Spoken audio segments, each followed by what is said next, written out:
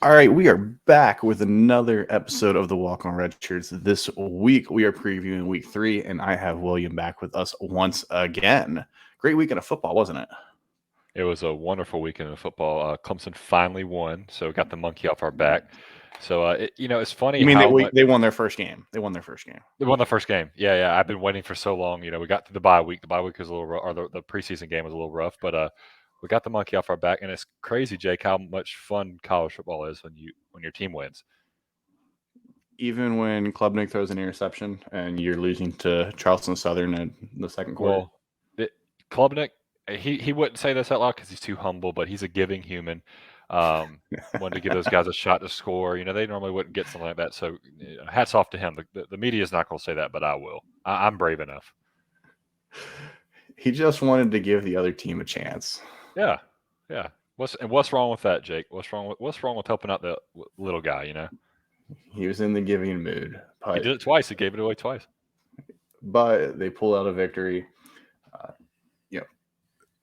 I went to the Ohio State game, watched Youngstown State. Not necessarily I regret going to that, but it was stinking hot and I got burnt and I had to watch Youngstown State for 3 hours. I meant to ask you, were you nervous at all in the first quarter when it was kind of like a little close? No. So Ohio State plays these MAC teams like every year. They usually play like one Ohio team, and I'm all for that because, a lot of these kids grew up wanting to go to Ohio State. There's like 7 schools in Ohio when you think Cincinnati, Bowling Green, Toledo, Kent State, Akron, Miami. I'm happy they play those teams and give them a shot. And if you're going to pay somebody, I'd rather keep it in state with that way. And every time they play these teams, there's always a little bit of worry. Some of these teams have gotten really close. Ohio got close one time. Toledo probably should have beat Ohio State. There's been a bunch of these close games. Cincinnati, the year Ohio State won the national championship in 2002, Cincinnati probably should have beat Ohio State. Oh, I'm right there with you. Troy should have beat us when we won our first one. That game went back and forth. I don't get nervous because Ohio State always pulls these ones out. Eventually, they're going to lose one. It's just going to happen one day. It's just bound to happen in the forever of college football. But I didn't get worried. They weren't going to lose to Youngstown State. They made a comment one of their quarterbacks or defensive backs made a comment about we're just as good as them. I knew that wasn't true, but relax. Go off, son. Yeah. But no, I wasn't nervous. I was more just annoyed that they had multiple 10 possession drives or 10 play drives and just killed the clock. Yeah, that's true. But let's jump into our weekend recap. And unfortunately, we have to start with some bad news here. Michigan State's in the spotlight, and it's not because of what they did on the field.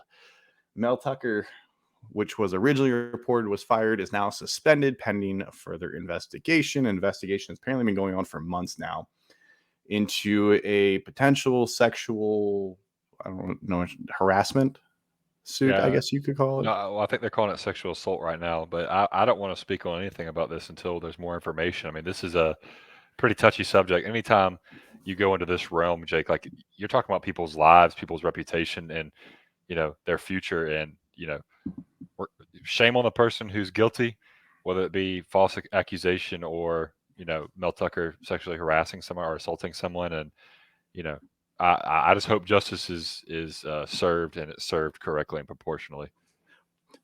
So the part that annoys me the most out of all this actually has nothing to do with Mel Tucker, is the fact that people are so rushed to report and be the first one to report it. Brett McMurphy reported that he was fired, and then it came out like 20 minutes later that he's suspended. Yeah. And for the rest of the day, everybody thought Mel Tucker was fired because he was the first one to report it and it spread like wildfire. Right. He was more concerned with being the first one rather than being accurate. Right. So that misinformation, if you go a different way, you report something different. There's probably people right now that actually believe Mel Tucker's fired just because that's what was reported. There were multiple outlets that went with it. And then it came out that he was suspended. And I don't know what the facts of the story are. There were reports. There was USA Today. There's been some statements by Mel Tucker. And I think we'll find out more in the coming weeks. There's supposed to be some sort of update around the beginning of October. I think they made the right move in suspending him just to be safe. Last thing you want is actually to be guilty, and then you just let him continue coaching until you How made how that date. how long do you think they let that sit though, Jake? I mean, regardless, like every week that he's suspended, this is going to be a discussion, and it's hard to think that he keeps this job, especially with like the past couple of years of not meeting Spartan expectations. And not to relate it to football. Of course, this is much more serious than football, but like you have to think that gets taken into account when seeing how long he's going to be suspended. Like indefinitely, people always have a number in mind. I mean, Yeah, how long do you think he absolutely. sticks around? Yeah, they threw out that first weekend in October. I think it was like the 6th to the 7th was the date that was thrown out there of like when there's supposed to be some sort of findings from the investigation. I really can't think this goes more than 4 weeks. I feel terrible for the players because they're not involved in this at all. There's nothing that they could have done for themselves to get themselves out of the situation. But now every single thing for them is going to be asked about. What's it like not to have your head coach here? Media Right. availability is leak. What's it like not be coached by Mel Tucker? Before the game, you're going to have the sideline reporters asking the interim coaches, what's it like not for you to be coaching and not Mel Tucker? Like, it's not fair to them Right. because they didn't ask to be put in this situation. No, and they're the ones working hard every single weekend. Quite frankly, they don't deserve any of this crap. So it stinks when innocent parties get affected by stuff like this. But that's just the name of the game. When bad decisions are made, it affects more than just yourself and Of course. the affected party. Like it's a ripple effect, and I think a lot of people don't think about it that way. It's hard to see past ourselves in this social media world. So it's just too bad. Of course. And they have a huge game hosting Washington this weekend that they're trying to focus up for. I could see it's going one of two ways, just getting completely blown out, or, the team trying to rally together, block out the outside noise, focus on what they can control. Yeah, yeah. Hopefully they do the latter, and for their sake, not for this situation. So it is what it In, is. in football news, Quinn Ewers announced that Texas is back, baby. And they came back with a vengeance this weekend. Well, and unlike Sam Ellinger, he did it with his play. I don't think he actually Yes. came out and said it, but Quinn Ewers, and everybody saw this play at least 1,000 times on social media. If you don't live under a rock, the freaking airmail dot that Quinn Ewers dropped, I think it was to Xavier Worthy in the back of the end zone. I want to say it was in the first quarter. I don't know how the hell that ball was thrown that perfectly. I mean, it looked like it went up, kissed the sun, came back down, and landed perfectly in Xavier Worthy's hands as if he was handing him the ball. I mean, absolutely unbelievable. And he's showing people why he was the number one quarterback coming out of high school. The dude was freaking legitimate. He's good. Yeah, he threw an absolute dime, and he's cemented himself into the Heisman race. I know it's only after week 2, but you have to consider him a potential favorite for the Heisman at this point. I mean, you go into Alabama, you throw 3 touchdowns, and you win by 2 scores. And not only did he throw 3 touchdowns, he threw for 349 yards. He had their way with that defense. The defense of Alabama was what we talked about last week was going to keep them in the game, is going to keep this close. He threw for almost 350 yards. He diced them up. And it wasn't just Xavier Worthy. It was A.D. Mitchell. It was Xavier Worthy. It was the big tight end number 0. I mean, he was getting everybody. He was like Oprah Winfrey out there. Everybody was getting a touchdown. Everybody was getting a catch. I mean, that was phenomenal. So, does Alabama have a quarterback controversy on their hand? Do they need to go back and revisit, or do you think they have to continue to let Jalen Milroe grow? I think they keep Jalen Milroe, and there's a reason he's the starter. Like we have to think about, and I know one of the listeners asked that, but we'll get to it again later. But Jalen Milroe won this job in camp. Now, why? I don't know. Maybe Nick Saban, maybe all of them are very similar passers, and Jalen Milroe's running ability just set him apart and was what was going to make the offense click. I don't know. But the offense looked pretty clunky until the second half. I mean, I wasn't very impressed with Alabama's offense until late third quarter, fourth quarter when they really started to move the ball, and Jalen Milroe started to throw the ball pretty well. But that was That's not what you're used to seeing Alabama with, a defense getting diced and then an offense being clunky. Yeah, they really struggled to move the ball consistently. They attempted multiple field goals, well into the second half before they finally figured out a way to score a touchdown. And like you said, you know, Milroe won the job in camp. Is Tyler Buckner or Ty Simpson that much better that he can help them stay in the game? Because neither of them have the rushing ability. Tyler Buckner, we saw at Notre Dame last year. To me, I think you keep with Milroe. You've got a big game in a couple weeks against Ole Miss. If he struggles against Ole Miss, who does not have that good of a defense, then maybe you do go back and you look at this evaluation, because then you have 2 losses potentially in the season. Or maybe you win and you're 3-1, but he doesn't look good. I think for now, though, you've got to continue to keep Buckner or keep Milroe out there. Well, and to play devil's advocate, like I just said a second ago, Jalen Milroe is put in there because of his running ability and what he can do to that side of the offense. Jake, what do you think the highest average rushing yards per attempt was on Alabama's offense? Oh, I haven't even looked at this, but I'm going to say it's probably like 3.1. 3.8. It was 3.8. And they rushed for, as a team, they only rushed for 107 yards.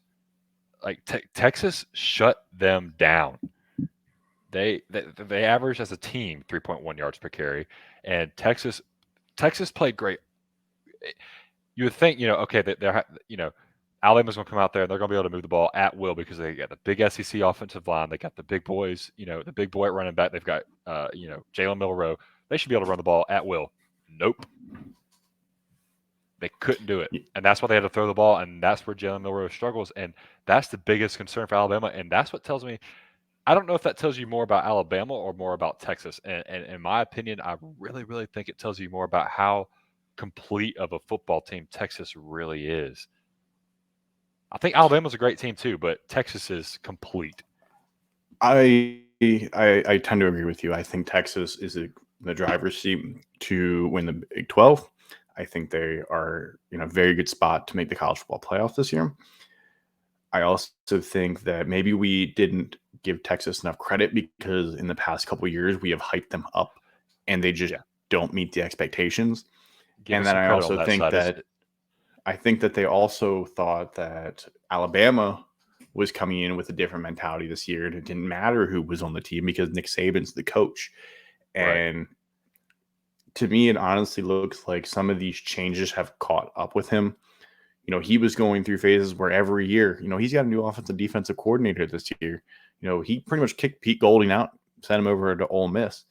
He has lost tons of assistant coaches where the turnover rate is so high. It feels like it finally caught up with him, that he is finally missing on a few assistants instead of the ones that were the Sarkisians, the Kirby Smarts, the guys that were automatically going to go and become head coaches. Well, and if let's say something negative about Texas.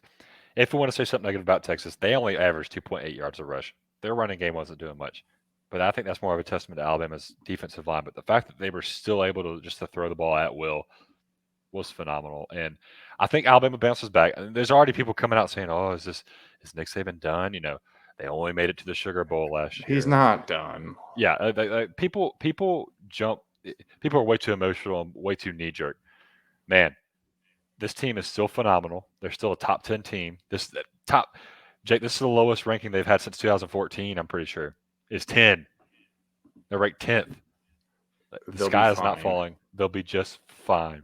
Jalen Milroe is a fine quarterback. He's just, when you're playing a team like Texas, who's got guys everywhere, and you got to be able to compete with them and get in a shootout, he's not your guy. He's just not Bryce Young or Tua Tagovailoa or Jalen Hurts. No, absolutely not. He also doesn't have the weapons that some of those guys have had. I mean, Tua at one point had Jalen Waddle, Jerry Jeudy, Henry Ruggs, and Devonta Smith. Those are 4 NFL players. Not even 4 NFL. They're 4 first-round picks. Devonta Smith won a Heisman. Yeah. There's nobody on this team that gives you that kind of fear. Jermaine Burton is a good player. Jace McClellan is a good player. But like, think of who the running backs they've had over the last 10 years. I guess 15. The Derrick Henrys. Even Mark Ingram's. I'm forgetting the guy who played for the Jaguars. TJ Yeldon. Yes, Yeldon. Even like a guy like Yeldon. Jermaine Gibbs last year, or Jahmyr Gibbs, I guess it was. Transfer from Georgia Tech. Great running back, but they don't have that kind of player. They don't have a Najee Harris on that team. Maybe these guys will develop, but they aren't at that talent level that the previous Alabama teams have been at. You're absolutely right, Jake. They don't have that dude. They don't have the guy that's just going to take over a game and put him over the top. And a lot of times that guy is the quarterback, but it's really nice when you have first rounders to throw to too. And they just don't have that this year. But that is not normal to have that many first rounders everywhere, on both sides of the ball at every position. That's not normal. And Alabama's still going to be a top 10 team. They're still going to be fine. They may not be meeting the expectations of what Alabama fans want, but newsflash, reality check, this is what it feels like to be an actual normal football team and not an NFL minor league. Yes. So let's jump into the next game that I wanted to talk about. Also from Texas is their concern for Texas A&M. They struggled against Miami. Their offense showed up well more than it did last year, but this team struggled mightily against the Hurricanes. Yeah, they looked awful, and they made Tyler Van Dyke look like a Heisman candidate, and he might very well be, but Texas A&M didn't play defense. They played just enough offense to stay in that game for a while, but there's got to be so much concern. I mean, they have the number one recruiting class for the past couple of years. They've got so much talent. I'm pretty sure per the 24/7 talent index, they're the number one team. Oh no, that's Alabama. They're in the top 5. But so there's no excuse. That is 100% coaching. And I know the buyout is like $435 million for Jimbo Fisher. I'm being facetious. It's just the GDP of a small country. Right, yeah. But these guys in Texas take this crap seriously. There's no way he lasts the season playing like they did last Saturday. They go out there and lay an egg against Mississippi State. They go out there and lay an egg against LSU. They go out there and lay an egg against Arkansas. Jimbo ain't sticking around. And Bobby Petrino is going to be rubbing his hands together because he's going to think he's got the first shot, and he's not going to either. They're going to want a clean house. Again, we go back to Alabama. We're trying to tell you the sky's not falling. This has been happening at Texas A&M since Jimbo has taken over. They have underachieved every single year except for the COVID year. The COVID year, I think they lost one game. They were the controversy? Should they be in the college football playoff? Should they not? They ended up getting snubbed. Thank God they got snubbed because look what's happened. They continue to recruit at the same pace, and they just do not win football games. They don't compete, and they're playing at Miami. In fact, that's one of the easiest away games. Basically, a neutral site game. Correct. Shame on you, Miami. But I talked about Connor Wegman. Connor Wegman threw the ball 53 times on Saturday. Like, that is not a recipe for them to win. I think Wegman is a good quarterback, but he's not somebody that should be throwing everything on and saying, "Go win this a football game." Like, if you go can't out run here. The football, if you can't run the football, you're going to lose 9 times out of 10. Texas is the anomaly last week. If you can't run the football, you're going to lose. Especially when you got a guy like Connor Wegman, who's not elite. He's a good quarterback, just like you said. He's a good quarterback. If you can't run the ball and take some pressure off of him, those Miami defenders, they're talented too. They're going to pin their ears back and rough them up. Which is funny because I thought the Miami rushing attack would be the key here, and then they only ran for 77 yards, and Mark Fletcher only had 4 carries for 6 yards. But Tyler Van Dyke, I mean, when he's throwing the way he is, you just continue to air it out. And I do think Miami is a good football team. I think they were underestimated. I think there were a lot of question marks on what they had coming back because Van Dyke was injured last year. They brought in a couple key transfers. they had talent on the team, but it just never really meshed. But now year 2 under Mario Cristobal, it's clear that they have made improvements. And A&M, like, I look at their schedule and I'm not sure how many more wins you can guarantee there. I think they win this weekend against UL Monroe, and they definitely beat Abilene Christian later in the year. But the SEC schedule is toss up every weekend. You've got Auburn, you've got Arkansas, you got Alabama, you're at Tennessee, you play South Carolina, you're at Ole Miss, you're home versus Mississippi State, and then you're at LSU. You are 1-1 right now. You're guaranteeing 2 more wins to be at 3-1. I don't think you're beating Alabama. I don't think you're beating Tennessee. I don't think you're beating Ole Miss. I don't think you're beating LSU. I don't think you're beating the 4-ranked teams. Maybe you pull off an upset in there, but you're probably going to lose one of the other ones to Auburn, Arkansas, or Mississippi State. Like, it just feels like a bad situation right now that they cannot get it figured out with all the talent they have. No, and these boosters who are paying Jimbo exorbitant amount of money are not going to take it. They're not going to take it. They're not going to take it anymore.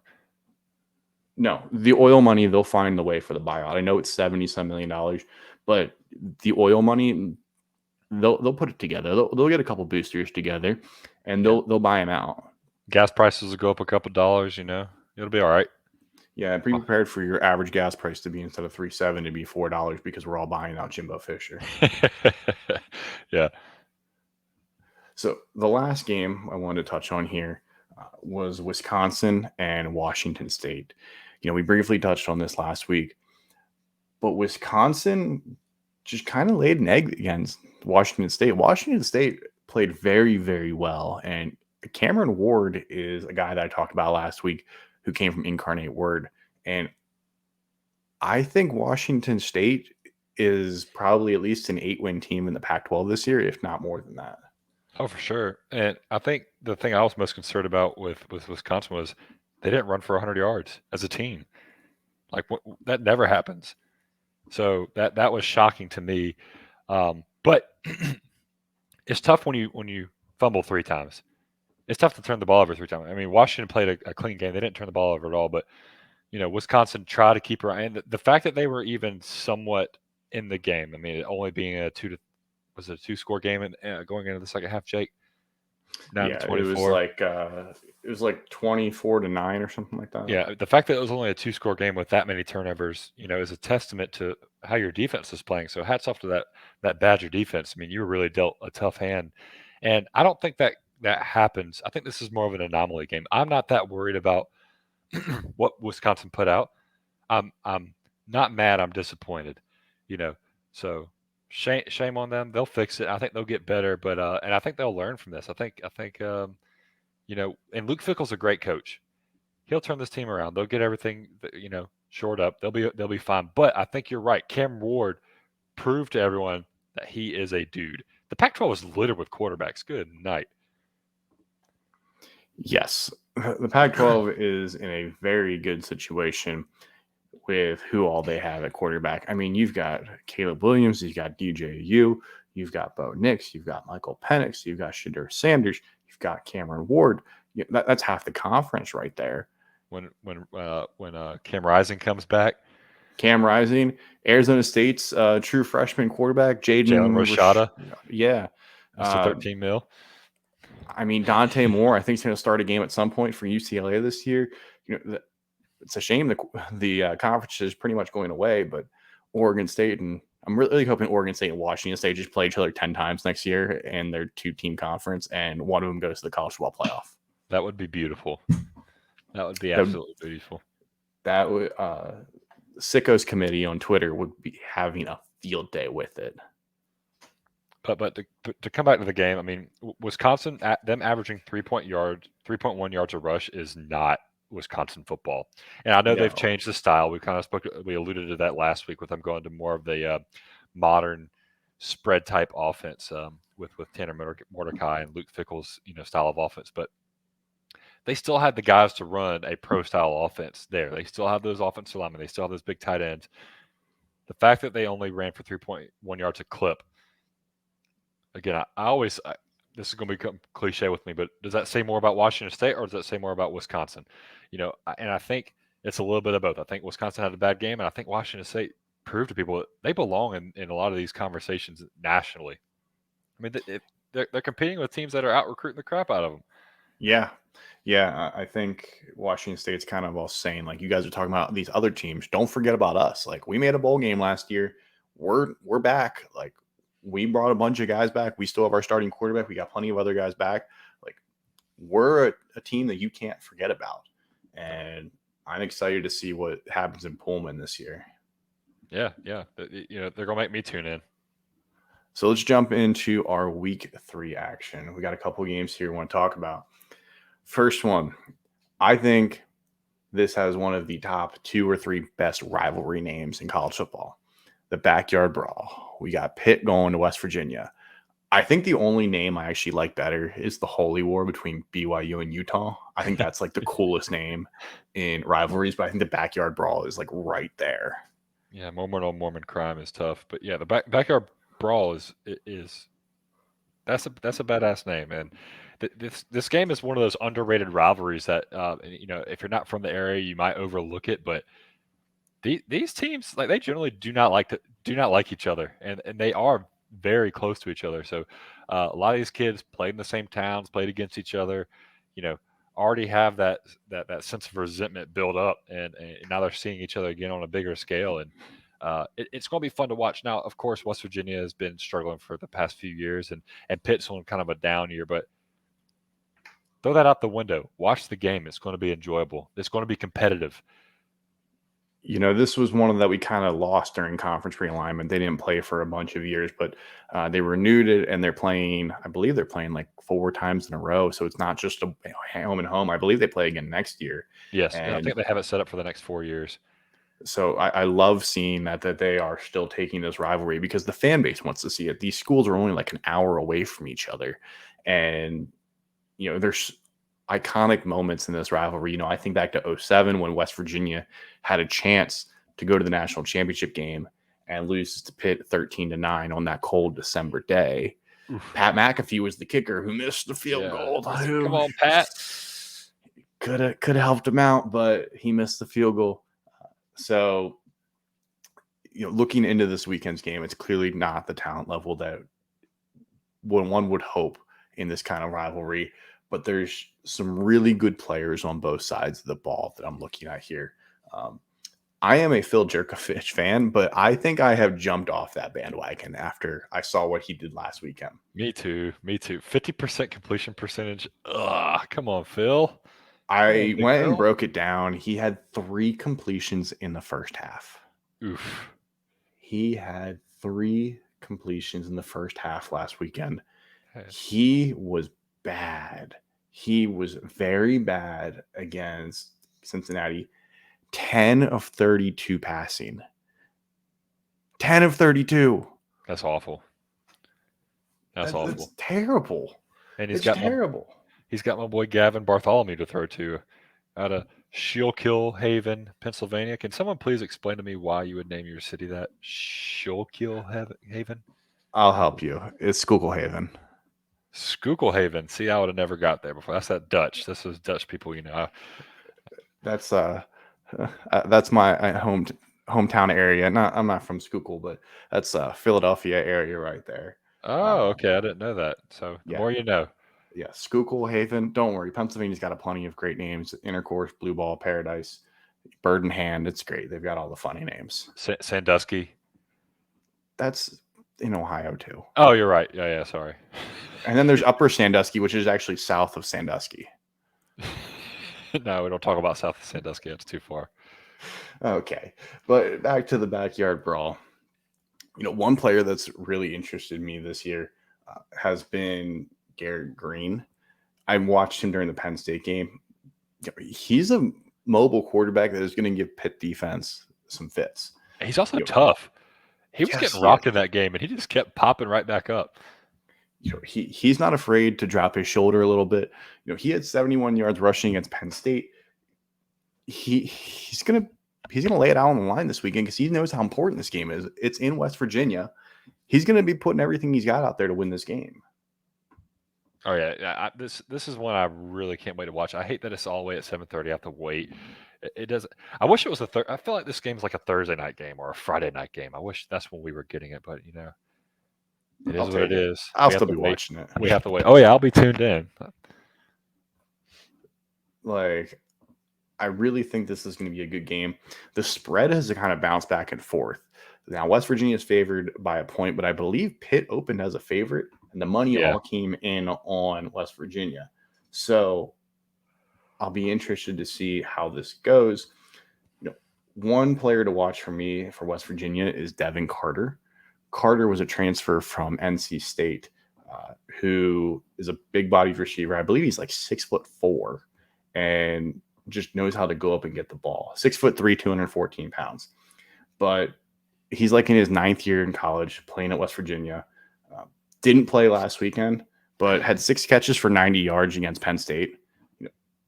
He's a great player, and I think he could be a difference maker for him. Yeah, he might be a dad paying on some mortgages, but yeah, let's keep rolling him out there. Hey, I appreciate these college guys that know they're just not good enough to play in the NFL, and they go, let me just keep getting my education, let me get the NIL deals, let me just keep rolling in while I can. Let me take advantage of them while I can. Yeah. Yeah. Find the loopholes, take advantage of it. The NCAA surely takes advantage of you, so shout out to Tez Walker. Shout out. Yeah. Or the JT Daniels, who was in his like 7th school in, yeah. 9 years. That's just disgusting. So next, we got Tennessee traveling down to Florida this weekend. Great SEC rivalry game. Florida got started off on the wrong foot. They didn't play well against Utah. Bounced back last week against McNeese State. Wait, Jake, did we pick winners from the last game? Did we pick who we were going to think we were going? Or are we not doing that? Oh, well, that one's in the stuff later. We're fine. Oh, okay. Spoiler alert. Sorry, people. Spoiler alert. We'll be picking that game later. So Tennessee travels down to Florida. What do you think the key for Joe Milton and the Volunteers in this game? I think Joe Milton needs to play normal football. I don't think he needs to try to put the game on his shoulders and try to win it himself. But I think they need to establish the run, and they need to prove that they can do that against the Florida team that was abused against Utah. The trenches they were abused, and if you can't take advantage of that, you might struggle in some of these bigger games like Georgia and Alabama that they have to play this year. But I mean, this is the 3rd September and the 3rd Saturday in September rivalry. Tennessee and Florida hate each other. I work with a guy who's a Tennessee grad, a huge Tennessee fan, and I'm pretty sure he hates Florida more than he hates Alabama, Georgia, South Carolina, Vanderbilt. All those schools that you think he would hate. He can't stand Florida, and I think that's pretty. That's the norm with that fan base in Florida. So there's going to be a lot of hate. This is in Gainesville, which is a tough place to play, no matter how much Florida's struggling. And Florida has talent. So Joe Milton needs to just come out there. Don't try to do too much with it. Don't try to go too far and start throwing the picks and start making the errant passes. Go out there, play your game, stay in the confines of Heupel's offense, and you're going to be just fine. Yeah, I kind of dove into this Florida team, and I'm starting to sell myself that Florida actually might be better than what that first game showed. Their secondary is only allowed 231 yards passing through the 2 games. Now, granted, one was McNeese State, but you have to remember that 231 yards also includes the 75-yard touchdown on the first play they allowed on defense. Other than that, their secondary has been very good. And the running backs have actually been very good as well.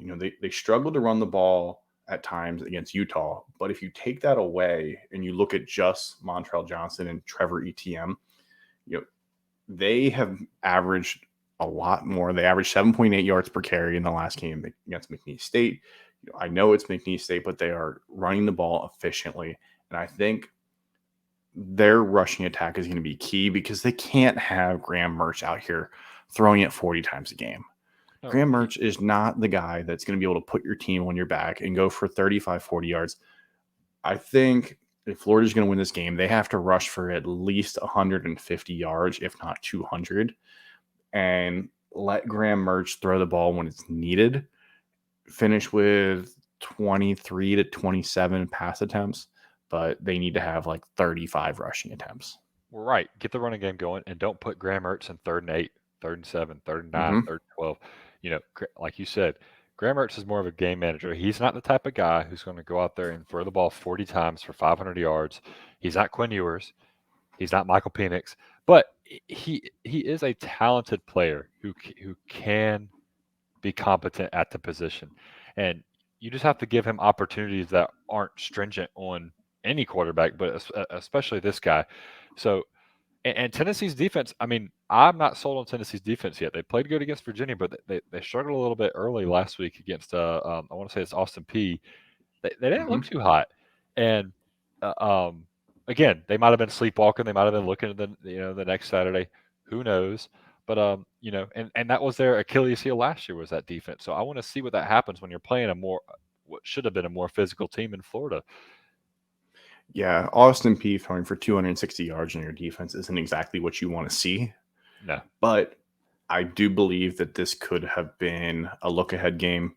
You're playing Austin P. You got Florida coming after that. You got a trip down to Florida, to Gainesville. So I'll give him the benefit of the doubt there a little bit. But if Graham Mertz is going to have success, this is a defense that he can do it against. oh, absolutely. The third game I have highlighted here is LSU playing Mississippi State. To me, this is a must-win game for LSU. Like they can't come out of here with a loss. No, I completely and wholeheartedly agree. Like if LSU wants to consider themselves a chance in the SEC, beating Mississippi State's important. I think Mississippi State might be a little bit better than we've given them credit for, but LSU, with how much talent they had, there were people picking them to win the national championship. If you start out the season 1-2, not that Brian Kelly's gonna be on the hot seat, but there's gonna be some serious questions about, some coaching, some players. You're gonna have to answer to them.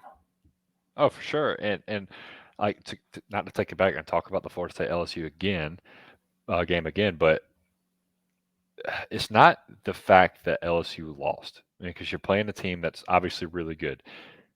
It's how they lost, and they really just look dead in the second half. Jake, I don't know. This is a get right game.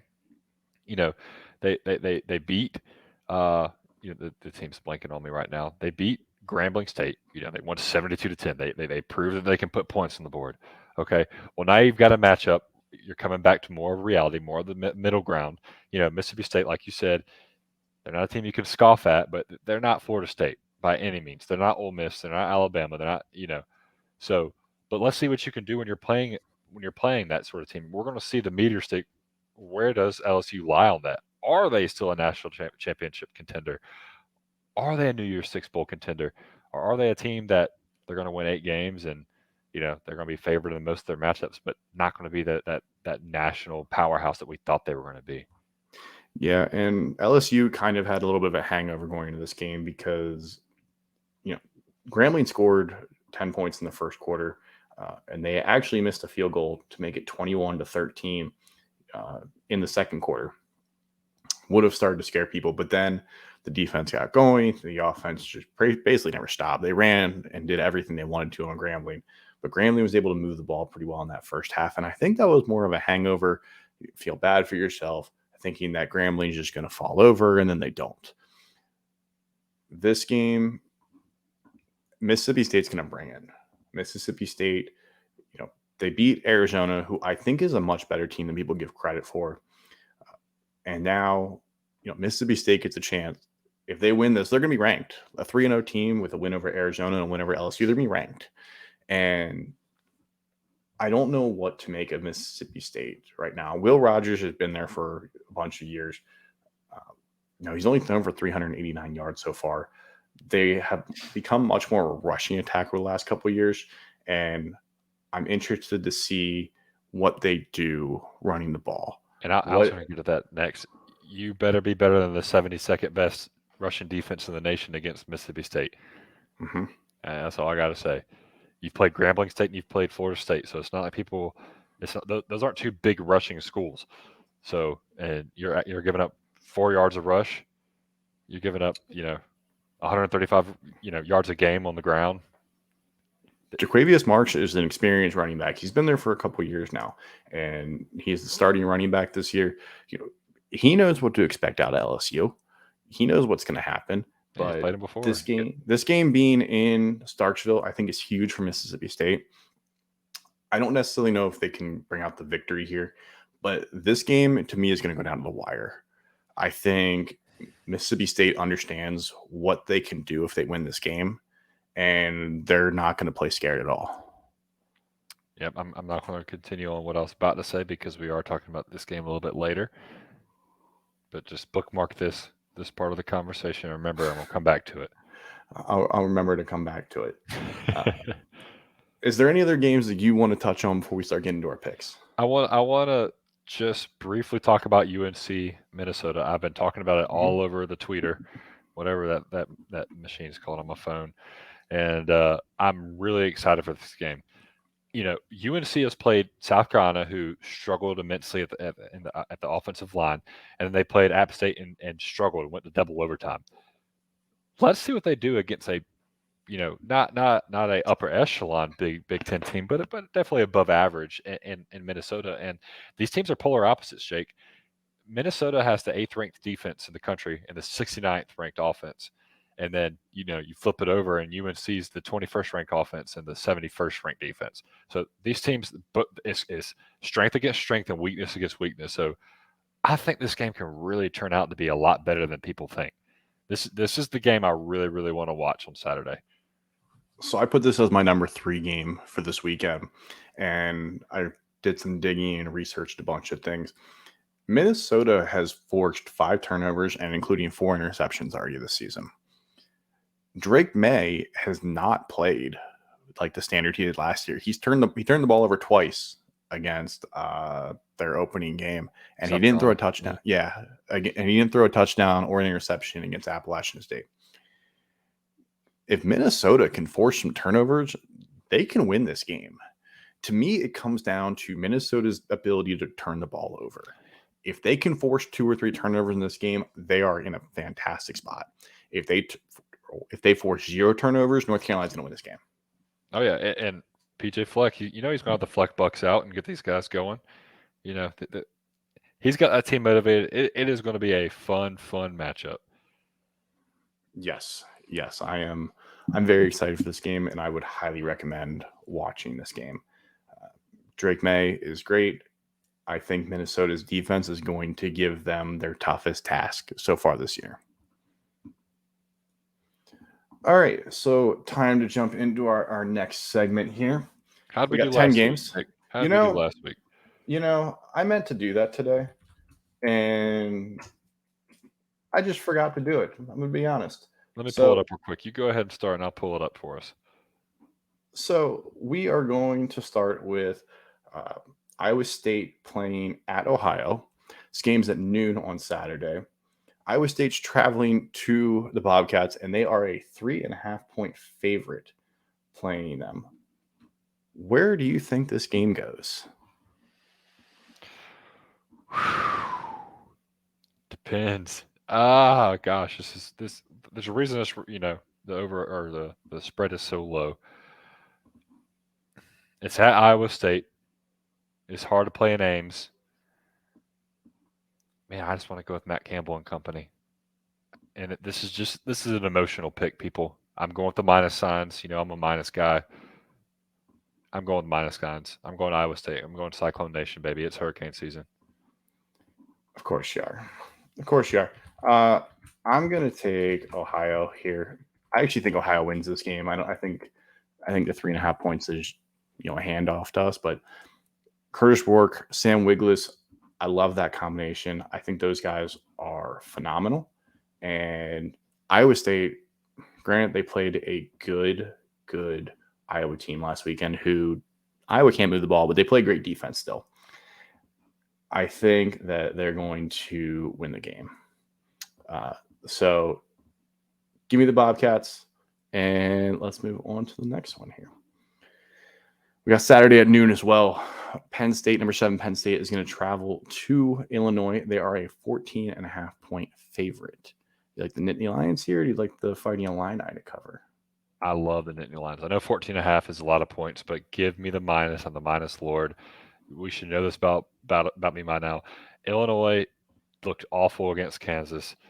And I think Penn State is going to expose them. I think Drew Allar is going to have his coming out party, and I think this is going to get ugly. It's going to get ugly quick. Yeah, I actually love Penn State in this weekend too. I don't like what Illinois has on the offensive side of the ball. Luke Altmaier struggled against Kansas, and Kansas does not have that great of a defense. I think Penn State's defense is one of the best in the country. They've got some really good guys on the defensive side of the ball, like Kalen King, Chop Robinson. They're going to give Illinois misfits all day. I'm struggling on the Illinois defensive lineman. His name Jerzon something. I can't remember his name. I think it's Jerzon. I think he's going to get in the backfield and cause Drew Allar some issues early, but Penn State will adjust. Their running backs are just too good, though. The running backs for Penn State, Katron Allen, Nick Singleton, I think they're going to combine for over 200 yards rushing. Spoiler alert, I have something about them on Friday when I put my bold predictions out. Can't wait. This will be a fun game to watch, too. And by the way, just a quick update, a quick little snippet. Jake, you had 4. You had 4 wins last week, and I might be reading this. I had 8. 8? Is that correct? Yeah, 8. So I have you at 7. Hold on. Auburn, Kansas. You lost. Oh, did Auburn cover? I think they covered. They won by 7, I think. No, they won by 10. No, Auburn won by 4. Auburn won by 4. I got 7. So this is why I can't be trusted. I went to a farming school, Jake. You went 7-3, and I went 3-7. The bookends. So, yeah, not a great weekend for me. You did much better in week 1. I'll tally these all together when I get a moment. The third game of the day. I got to make up some ground here, apparently. It's beginner's luck, Jake. I don't even know what minuses and pluses mean, so don't take any of this to count. People do not bet off of what I say. I am a moron. Third game of the day. We talked about this one just a minute ago. LSU is a 9.5-point favorite over Mississippi State. Who do you like? All right, I'm getting it right this time. You ready for this, Jake? I'm ready. I think LSU wins. I think Mississippi State covers. I'm going with the plus sign here. I'm going plus 9.5. Did I do right? Am I good? Yeah, you actually did it right this time. Look at you. Hot dog. I'm learning. You must have read a couple books or something. I read a book or two. They had some pictures in there, some big words. Oh, I love pictures. Big letters. Yeah, big letters. I get big letters and big words confused. No, but I think Mississippi State's rushing attack is going to be very tough for LSU. But I think Jaden Daniels and company is just going to be a little bit too much for that Mississippi State Bulldogs team. Give me Mississippi State plus 9.5. Yeah, I think 9.5 is just a little too much. I mentioned this. I think this game's going to go down to the wire. I think that Mississippi State is going to find success in the rushing attack, and LSU will win this game, but I like them by 7 points, so I'll take the Bulldogs as well. Fourth game on the slate here, we have Kansas State traveling to a neighboring state, Missouri. The Wildcats are 4.5-point favorites playing at noon on Saturday. I actually am excited to watch this game too. I mean, Missouri's starting to get a little bit of hype. They've gotten a couple five-star recruits coming into the next year's class. And Jake, I might be crazy, but the Moose is going to go with Missouri right here. I'm Mizzou Nation. Mizzou's? Does that work? Mizzou's? One time they came out with a song and called it "We Are Mizzou," and it's terrible. I would not recommend listening to it, but at the same time, it's actually like a train wreck where you can't stop watching. It's pretty funny. Kind of like calling myself Moose and Mizzou put together, Mizzou's. Yes. Yeah, train wreck. Can't stop. I am going against you here. I'm going to take Kansas State minus 4.5. I love Will Howard. I think he is one of the most underrated quarterbacks in the country. They haven't figured out the rushing attack with Deuce Vaughn there. I think this game is going to be very, very close. Luther Burden is a beast at wide receiver. Yes, he is. The dude is an absolute beast. He is a player to watch. But I think Kansas State's going to pull this game out. I like Will Howard here.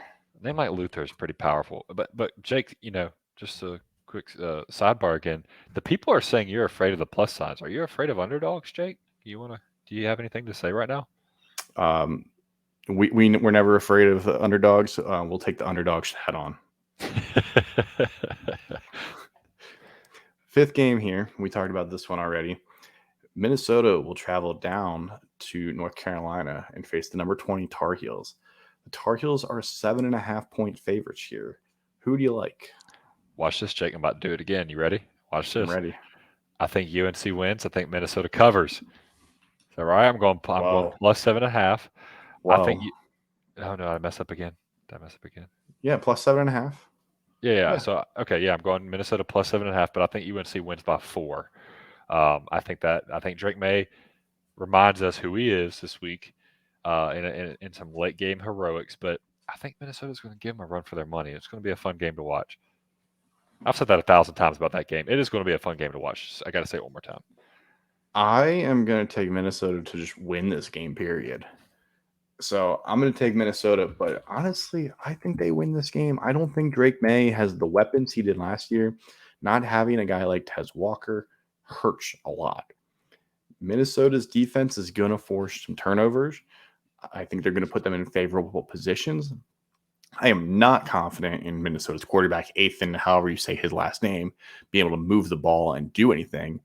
But I like the defense. I think they're going to give them short yardage and not need him to drive the ball 70, 80 yards to score points. Game 5 here. Now, if we read your predictions online, we'll know where we're going with this. South Carolina is traveling to face number 1 Georgia, 3:30 on Saturday, and they are a current 27.5-point favorite. Do you think Georgia wins by at least 4 touchdowns? That's a lot of points, Jake. That's a lot of points. But as you alluded, if you read my article, and I want to preface this. I think South Carolina is a very talented team. I think where they lack is at the offensive line, and that is not a place to lack when you're playing a team like Georgia. I think Georgia wins. I think they win big, and I think they cover. I think Georgia wins by 32 points at least. I'm going Georgia minus 27.5. That might be my boldest take. That's a lot of freaking points. But hey, like I said in the article, if South Carolina's offensive line can even remotely get in somebody's way, Spencer Rattler quietly has the highest completion percentage in the country right now at 88%. We should keep that in mind after how many times he's been sacked and rocked. And they're throwing the ball 40 games a clip or 40 times a clip. So that's unbelievable. Yeah, personally, I don't think this game is going to be that close, but Georgia's offense right now kind of scares me. They haven't played the best, and they only played Ball State and UT Barton. At one point over the weekend, Georgia eventually figured out their offense. They got it going against Ball State. They were up 31-0 at the half, but they couldn't figure it out in the first quarter. No. And Ball State is not a good team. Ball State's very bad. They're probably going to be one of the worst teams in the MAC this year. And I think that's what tells you how talented Georgia is, though. Not sorry to interrupt you, but they come out flat, and it's still a 0-0 game going into the second quarter. Like most teams, they come out flat. A team gets a little ahead of you. You're playing catch up ball. Georgia's too talented for that. I think that South Carolina covers this game, but it's not particularly close. I think you're talking 24 points, 27 points. I think you're talking just barely covering here. But Georgia has this game well in hand heading into the fourth quarter. I agree. Let's go to Washington, traveling to Michigan State. 5 o'clock on Saturday on Peacock. For those of you that need the streaming service, guess what? You have to get Peacock for this weekend. That's where we're heading in the age of college football. I hope you're annoyed by it as I am, although I already have Peacock, so I'm not too annoyed. But it's still just annoying that I have to go and open Peacock instead of just changing the channel. Jake? Washington's 16.5-point favorites. I mean, is this a game worth watching, or is this going to be a blowout where everybody's going to be happy they don't have Peacock? This is the game worth watching simply because I love watching Washington's offense. However, really quick, you might want to bleep this out, but this joke is just making itself for me. Are you really going to put this game on Peacock out of all weeks? You made the joke. It Did wrote I? itself. Maybe. Yeah. I mean, did we? Is that really what we're doing right now? No, but in all seriousness, Michael Penix and company have a high octane offense. I think with everything going around with Michigan State, these are kids. They're going to be distracted. I think Washington goes out there and whoops up on them. I'm going with Washington minus 16.5. I think Washington is one of the best teams in the country. What they did to Boise State that first week isn't being talked about enough. They massacred the Broncos in week 1, and I am going to be bold and say that in week 3, Washington's going to win the Pac-12. I love what they have. I think they are an incredible team. I think they have, after Ohio State, they have the second best duo of wide receivers. And by the end of the year, if Ohio State can't figure it out, they might have the best duo. Rome Oduzine and Jalen McMillan are superstars. I love what they have. And I think Washington wins this game by 24 points. Jakey hot takes. I like it. You know what? I don't think that's that crazy, though. I don't think I'm that out of line. No. They're number 8 in the country. They were basically there. If they would have made the Pac-12 championship, if it wasn't for all the tiebreakers, they just need to have the tiebreakers fall a different way. And they're playing USC in the Pac-12 championship last year. So I think that they've got the team to do it. This is the year. Penix is going to make it to New York. I'm just going to hit him with all the hot takes right now. Michael Penix is going to make it to New York, and Washington is going to win the Pac-12 this year. I love it. All right, so heading to our next game, talked about this one briefly already. Tennessee is going down to Florida at 7 p.m. on Saturday. Number 11, Tennessee is a 6.5-point favorite. What do you think happens? Love my minus signs. I love them. I think Tennessee is going to kind of catapult themselves more into the national conversation after this week. I think Florida's a little beaten down on themselves after their performance against Utah. I think there's some question marks around the program, especially with with how they played that week and how last year went. People in this day and age, they don't really give you a grace period and to get your guys in there and get the culture implemented and everything. Especially in a school like Florida, it's tough. Billy Napier has been on the hot seats ever since he lost his first game there. But I think that's going to play a role this week. I think if Tennessee gets ahead, I think Florida gets the Florida faithful get a little quiet, and Joe Milton just takes over on that, capitalize on the atmosphere. I have talked myself into Florida covering on this game. I like the rushing attack. I think the secondary is better than they get credit for.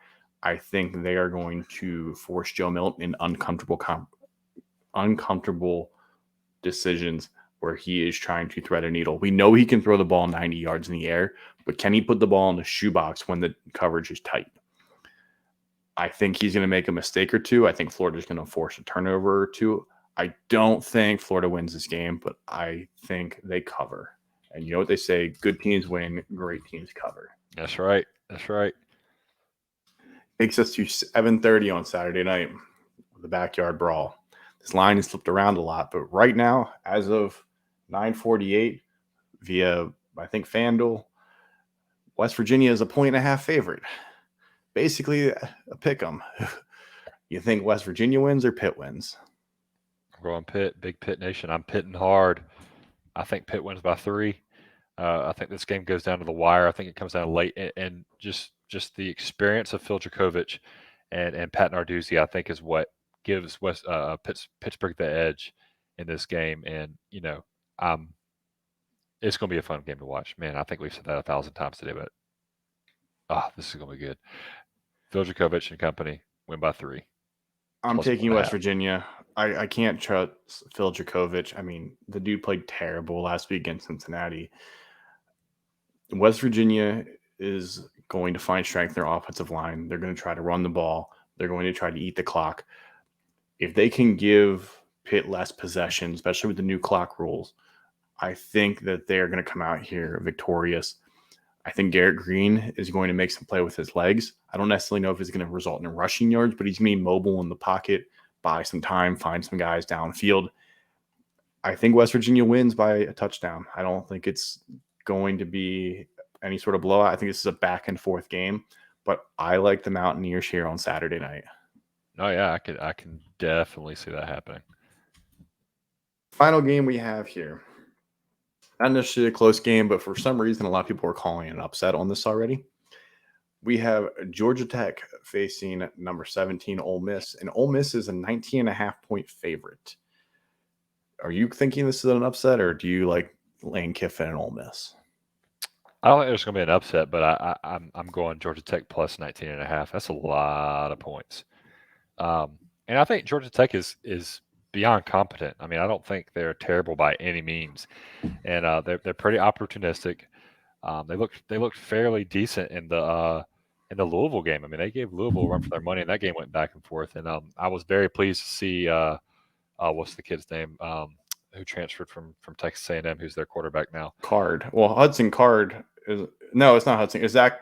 Not Zach Calzada. Why are there so many random guys that are these quarterbacks now? Anyways, I know who you're talking about.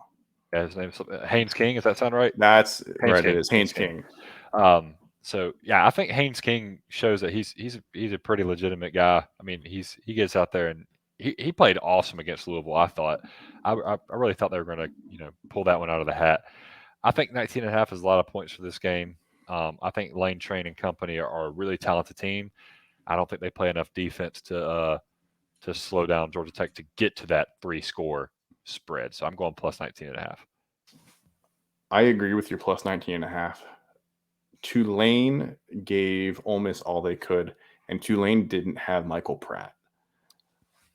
I think a healthier Georgia Tech team will give them fits. And I'm going to say that's why my Tulane pick didn't hit, because we didn't know Michael Pratt wasn't playing. If Michael Pratt wasn't playing, I would change my pick. But we make our picks on Wednesday night, not Saturday morning when we find out if these guys are playing or not. That's because we have hair on our chest. We're tough. We ain't scared. This is when real men make their picks, right? Yeah, Jake? yeah. Everybody makes their picks on Wednesday nights. That's right. So I'm going to take Georgia Tech as well. Georgia Tech basically should have beat Louisville. They had a good lead, but Louisville clawed their way back into the game. Yeah. I don't think that they beat Ole Miss. I do think that they keep it close, and I think it's a 10 to 14 point game. I don't think it's pushing that 19 points. I think they give themselves a chance late in the game, but Ole Miss scores late to kind of put it back to that 10 to 14 point range. Oh, yeah. All right. We got 2 questions here. First one from our listeners here from Jake Thigpen. 5-star listeners, by the way. We do appreciate this. I know Jake feels the same way when people take the time to come up with these questions. Absolutely. It's enjoyable. Absolutely. Love Jake Thigpen. You guys actually will probably be hearing from him more soon in the future. Sneak peek. So he asked, which team took the biggest week 1 to week 2 drop? And can this team rebound, or is it a sign of things to come? Man, do you mind if I take this one first, Jake? Go for it. So to kind of piggyback off of the question last week that was made by Twitterless Audrey, what team came out the strongest? And I said Utah. I think Utah took a pretty big step back this week against Baylor. Baylor came off a home loss against Texas State, in which they gave up 42 points at home, and Utah came up off a big win against Florida, and then they come out there and they almost lose. I mean, they still won. They won off of maybe a missed PI call, but either way, Utah wasn't the referees. They weren't the ones making the calls. All you can do is just do it. The game is called, and but I think Utah took a big step back. The offense didn't move as smoothly as I thought it did the week prior. I thought the defense struggled immensely at times, especially in the first half. But I think they'll rebound. I mean, as soon as Cam Rising comes back, I think this team gets a lot more consistent, and that they get back to the normal Utah we're used to seeing. But I was very disappointed in that Utah team last week. And to add to that, before you go again, Jacob, I'm sorry, UNC struggling against App State was just awful. But I think that showed us just UNC's defense is not quite where we thought it was supposed to be. Yeah, I definitely thought UNC was going to secure the win over App State way earlier than double overtime. I don't want to dig into too much of that since you took your time there to talk about. I think Texas A&M is another one. Not that they played phenomenally in week one, but there were expectations for them going into the year to build upon what they had, the roster they had, and to come out and just look flat against Miami after taking an early lead, to me was significant. And to go to that second part, do I think they can bounce back? I think Texas A&M can bounce back. They have an offense this year. They've got talent on the defense. The problem is that schedule is not friendly. It is not friendly. I think Texas A&M is going to struggle to get to 7 or 8 wins. Like, I think they're going to be a 6-6, 7-5 team. I don't see them getting more than 7 wins. And that might just be because they play in the SEC, but I also just am not confident Jimbo Fisher can take them where they need to go. Yeah, I think this might be Jimbo's swan song. It ain't a very good song. He's playing the recorder, but playing the wrong notes the whole time. Yeah, playing extremely off key. Yeah. So Twitterless Tony asked, how long will it be till Nick Saban makes the QB jump like he did with Hurts and Tua, with Milroe and Buckner or Simpson? And are these two better than Milroe? So you want to take this one first, Jake? I'm going to start with, I don't know if they are better than Milroe. Buckner was fine at Notre Dame. I guess that's the best way to put it. It's hard to know what he would be at Alabama because the skill players are better at Alabama than they are at Notre Dame. At least this year to last year for sure. So I don't know if Buckner would necessarily be better. Ty Simpson, we really haven't seen. Like, I don't want to base it off of a high school recruiting ranking because kids don't live up to those sometimes. Sometimes they outperform the recruiting ranking. Simpson and Buckner are probably more similar players than they are to Milroe. And I kind of alluded to this earlier. I think if he plays poorly against Ole Miss, then they need to look at other options. And why is he playing poorly? Is it he's making mistakes? Is he doing bad reads? What is the reason for it? And if they lose, but he throws for 420 yards and completes 80% of his passes, that's got nothing to do with him. You don't replace him because the defense is bad. But if he is the reason for their loss, then I think you have to look at that. I don't necessarily know if he is the reason they lost to Texas. I think Texas was just a better team. Yeah. And so I'm going to go with a little bit of a different route on this. So when Tua and Jalen Hurts were being, when Nick Saban pulled Jalen Hurts and ended up going with Tua Tagovailoa, going into that year, the controversy came all the way up to week one and followed through and to the point where they were going back and forth and swapping quarterbacks during the games. They haven't done that this year. Granted, it's only been two games, but once Milroe was given the job, everything else kind of got quiet, regardless of what they did against Texas. Yes, I know Milroe struggled, but I think if there was an actual question as if one of those two quarterbacks could be the starter, I think those guys would be playing more. I think they would be rotating more during actual snaps, meaningful snaps. So another take I have on this is, like I alluded to earlier in the show, is Milroe is the best quarterback for a run first team. And this team is built to run. The receivers are struggling. They're not that good. They don't have those guys that we've talked about, those 10 first round guys. Ty Simpson might be a better passer. He really might be. He's not as mobile as Jalen Milroe by any means. Why stick a guy out there whose strong suit is passing on a team that struggles with the wideouts, when you can get a guy like Jalen Milroe in there who, he might not be the best passer in the world, but he complements what you're already really good at. So he just increases your strength. I think if it's going to happen, it'll be a lot like Milroe would really, really, really have to play terribly. If not, I don't think it ever happens this year. I agree. It's going to take him to play poorly. It's not just going to happen because they think one of the other guys could be better. The difference between the guys here and Hurts and Tua, everybody had a really good idea was very, very good. They could see that he was a perennial first-round quarterback, that he had insane accuracy.